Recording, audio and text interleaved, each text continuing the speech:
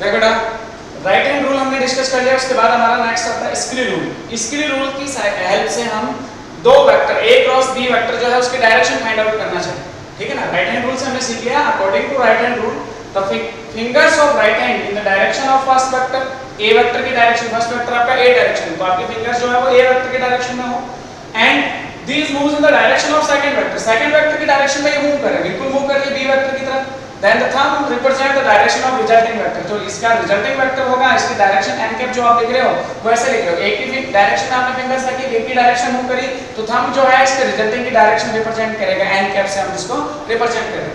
Second screw rule भी ऐसे ही होता है बेटा, जैसे आप देखते हो कि स्क्रू को आप इस पॉइंट पे रखोगे, a और b वेक्टर का जो इंटरसेक्शन पॉइंट है वहां पे स्क्रू रखोगे आप, आपका स्क्रू देखो, स्क्रू को जब आप राइट रोटेट ऐसे रोटेट करते हो एंटी क्लॉकवाइज, जब आप इसको एंटी क्लॉकवाइज रोटेट करते हो तो इसकी डायरेक्शन बाहर होती है, जब आप स्क्रू देखते हो उसको एंटी क्लॉकवाइज रोटेट करते हो तो बाहर की तरफ आता है, इसका मतलब इन दोनों के resulting vector sorry anti clockwise rotate करने का मतलब हुआ a cross b, anti clockwise rotate करने का मतलब हुआ a क्रॉस b, तो आपका स्क्रू बाहर की तरफ आता है, तो जब जिस डायरेक्शन में जाता है वो रिजल्टिंग वेक्टर की डायरेक्शन रिप्रेजेंट करेगा, और देखो a क्रॉस b किया तो हमारा बाहर की तरफ ही आता है, आउटवर्ड नॉर्मल था। अगर मैं इसको क्लॉकवाइज रोटेट कराता हूं b से a की तरफ, जब मैं क्लॉकवाइज इसको रोटेट कराऊंगा तो स्क्रू आपका अंदर जाता है, इसका मतलब उसके एरिया वेक्टर सॉरी रिजल्टिंग की जो डायरेक्शन है वो अंदर की तरफ हो, वो आपका सेकंड रूल होता है स्क्रू रूल, ठीक है ना। इसको भी आप ऐसे लिख सकते हो, क्लियर है।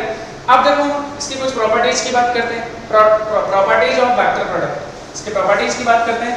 अभी हमने सीखा था a क्रॉस b का मैग्नीट्यूड था a b sin theta, n cap लिखा आपने b क्रॉस a भी लिखा था बेटा, b क्रॉस a लिखा था a b sin theta minus n cap, मतलब डायरेक्शन ऑपोजिट है, दोनों केस में आपकी डायरेक्शन जो है वो ऑपोजिट है, मैग्नीट्यूड सेम है, डायरेक्शन ऑपोजिट है, क्या ये दोनों इक्वल हो सकते हैं? नहीं। इसका मतलब ये हुआ, प्रॉपर्टीज हम पढ़ रहे हैं, properties of vector product, vector product, properties of vector product, उसमें हमने देखा कि फर्स्ट प्रॉपर्टी में a क्रॉस b एरिया जो हमने दो वेक्टर लिए रखे थे a और b, उनके बीच का क्रॉस प्रोडक्ट वो था a b sin theta n cap, फिर आपने b क्रॉस a लिखा, उसका मैग्नीट्यूड सेम था but direction minus n cap थी, तो a cross b is not equals to b cross a, this is not follow the commutative property, vector product does not follow the commutative property, ये commutative property को follow नहीं करता। Vector product does not follow the commutative property, commutative property को follow नहीं करता। Property a cross b is not equal to b cross a, इस case में हम बोलेंगे कम्यूटेटिव प्रॉपर्टी को फॉलो नहीं करता, जबकि डॉट प्रोडक्ट में ऐसा होता था a dot b equals to b dot a, दोनों इक्वल थे तो वो कम्यूटेटिव प्रॉपर्टी को फॉलो करता था, ठीक है। Second property, first property clear हो गई, वेक्टर प्रोडक्ट ऑफ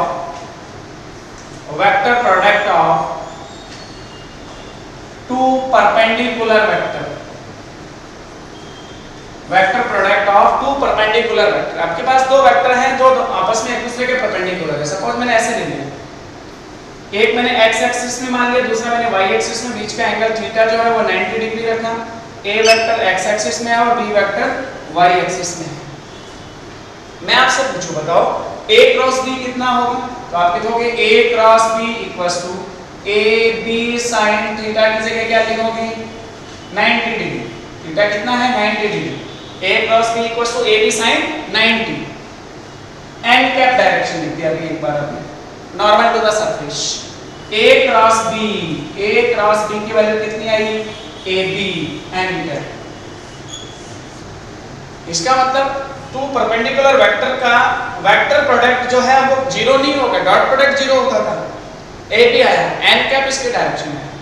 अगर मैं x एक्सिस में जो है डायरेक्शन i कैप से रिप्रेजेंट करूं, y एक्सिस की डायरेक्शन को j कैप से रिप्रेजेंट करूं, देन मैं लिखूं a वेक्टर जो है वो मैंने लिखा a वेक्टर को in terms of component a i cap, magnitude जो है a वेक्टर का वो a है और डायरेक्शन i कैप है, इन टर्म्स ऑफ कंपोनेंट हमने लिखा इसको, एंड b वेक्टर को हमने लिखा b j cap, b vector की डायरेक्शन किसमें है y एक्सिस में j कैप, अब मैं आपसे पूछूं, बताओ A क्रॉस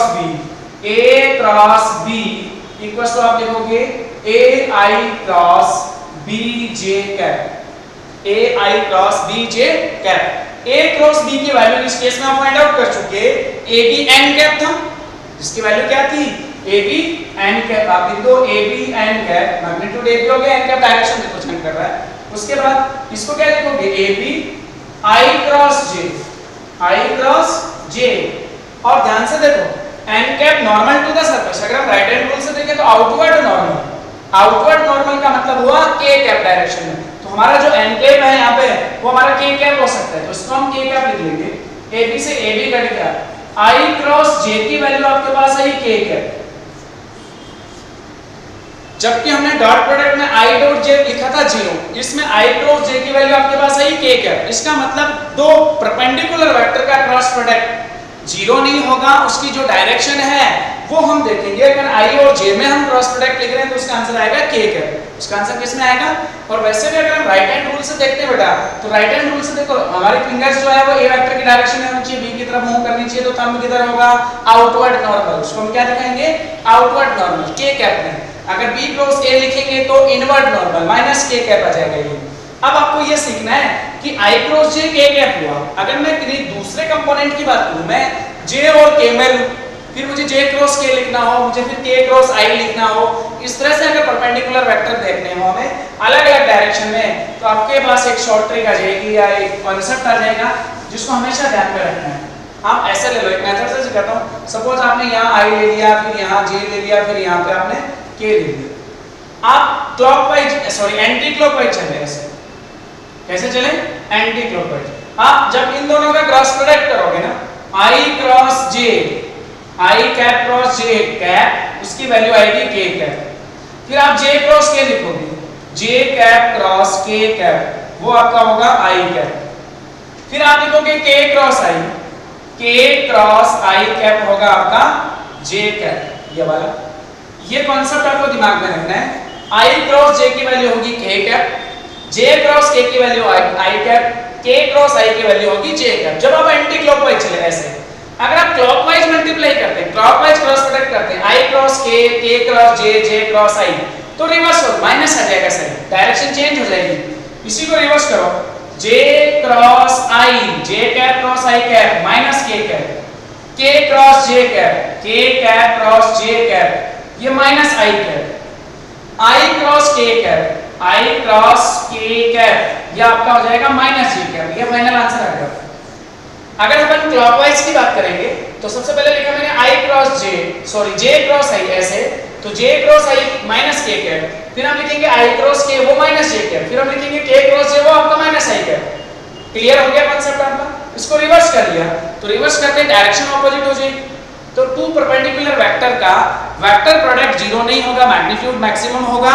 और डायरेक्शन को आप इस तरह से ध्यान में रखोगे, I क्रॉस J की वैल्यू K कैप लिखोगे, J क्रॉस K की वैल्यू I कैप लिखोगे, K क्रॉस I की वैल्यू J कैप लिखोगे। ठीक है, इस तरह से आपको सॉल्व करना है। तो ये आपने टू परपेंडिकुलर वेक्टर का क्रॉस प्रोडक्ट पढ़ा। अब जैसे आपने पैरेलल वेक्टर पढ़ा था, वैसे हम इसमें भी टू पैरेलल वेक्टर्स का क्रॉस प्रोडक्ट करेंगे। तीसरी प्रॉपर्टी देखो बेटा, तीसरी प्रॉपर्टी में हम क्या पढ़ रहे हैं, vector product of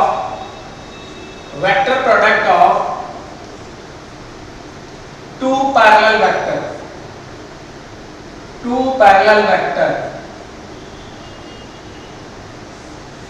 vector product of two parallel vector, दो वेक्टर पैरेलल है, सपोज एक ही डायरेक्शन में। मान लो मैंने x एक्सिस में a वेक्टर ले लिया और x एक्सिस में ही b वेक्टर ले लिया, दोनों पैरेलल है। क्या है बेटा, दोनों पैरेलल, दोनों की डायरेक्शन सेम है। सपोज x एक्सिस नहीं ले रखे हैं, तो इन दोनों के बीच जो थीटा होगा वो कितना होगा, 0 डिग्री। मैं आपसे पूछूं a cross b vector, a cross b क्या लिखोगे, a b sin थीटा की जगह 0 degree, direction n cap, sin 0 की वैल्यू 0, 0 मल्टीप्लाई दिस 0, और 0 की कोई डायरेक्शन नहीं होती। देन आप लिखोगे a cross b equals to 0। अगर a और b दोनों सेम डायरेक्शन है, अगर मैं इनको कंपोनेंट्स के फॉर्म में देखूं, a वेक्टर आपने मान लिया x एक्सिस में, तो आप इसको लिखोगे ai कैप, b वेक्टर को आप लिखोगे bi कैप, दोनों एक ही डायरेक्शन में है। अगर आप इनका क्रॉस प्रोडक्ट लिख रहे हो a क्रॉस b, तो इधर क्या लिखोगे, A I cap cross B I cap. A cross B आप पहले फाइंड आउट कर चुके, 0 है। A into B A B हो गया। आई क्रॉस आई ए बी को 0 के अपॉन में ले आओगे, then 0 equals to I cross I. I cross I की वैल्यू क्या हुई? 0 फाइंड आउट हुई। जैसे देखो आपने दोनों सेम डायरेक्शन में लेके रखे थे, हम बोले पैरेलल वेक्टर का क्रॉस प्रोडक्ट ऑलवेज 0 होता है, तो हम बोल सकते हैं आई क्रॉस आई क्या होगा? 0 होगा। इसी प्रकार अगर हम सोचें j cross j cross j भी क्या होगा? 0। k क्रॉस k भी क्या होगा? 0। आई क्रॉस आई, j cross j, k cross k ये सब क्या होंगे? 0। ठीक है ना। अगर पैरेलल वेक्टर का क्रॉस प्रोडक्ट करना हो तो हमेशा आंसर क्या आएगा बेटा? 0। आपको ये कांसेप्ट भी ध्यान रखना, आई क्रॉस आई, j cross j 0, k cross k भी 0 होगा। ठीक है। परपेंडिकुलर वेक्टर का क्रॉस प्रोडक्ट 0 नहीं होगा, पैरेलल वेक्टर का क्रॉस प्रोडक्ट हमेशा 0 होगा। ये प्रॉपर्टी नंबर 3 थी अपनी। चलो नेक्स्ट हम पढ़ते हैं vector product in terms of component. अगर दो वेक्टर आपके कंपोनेंट्स की फॉर्म में गिवन है, उनका क्रॉस प्रोडक्ट कैसे फाइंड आउट करते हैं? उसके दो तरीके से किए गए। ठीक है ना। फोर्थ प्रॉपर्टी आपकी है वेक्टर प्रोडक्ट ऑफ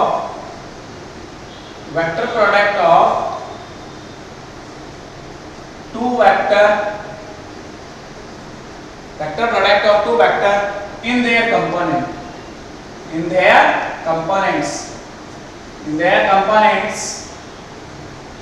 ध्यान से देखो, जैसे दो वेक्टर की बात करें, कल भी हमने लिया था ए वेक्टर मैंने मान लिया a1 i cap plus a2 j cap plus a3 k cap, और b वेक्टर मैंने सपोज कर लिया b1 i cap plus b2 j cap plus b3 k cap.